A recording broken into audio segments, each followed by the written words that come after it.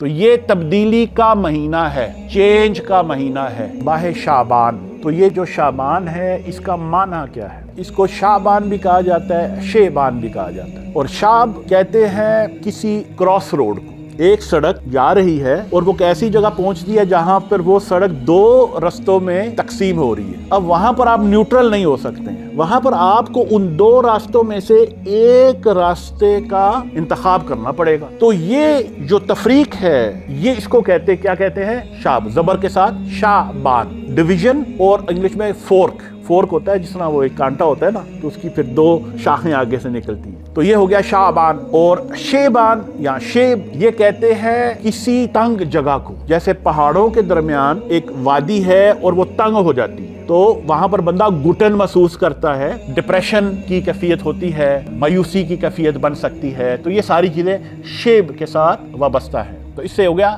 Shiban. تو اگر ہم ان دونوں الفاظ کو ملائیں تو یہ بیسکلی اگر ہم ایک لفظ میں بتانا چاہیں کہ یہ کیا ہے تو یہ کہہ لیں کہ تبدیلی، چینج۔ تو یہ تبدیلی کا مہینہ ہے، چینج کا مہینہ ہے، تفریق کا مہینہ ہے، آزمائش کا مہینہ ہے، لیکن اس کے بعد آزمائش سے نکل کر تبدیلی آنی ہے۔ تو یہ بات اب لغوی طور پہ بھی ہمیں سمجھ آ گیا کہ شعبان کیا ہے۔ ہفتہ وار لیکچر میں شرکت کے لیے اپنے قریبی برہانیہ کے سینٹر میں تشریف لائیں۔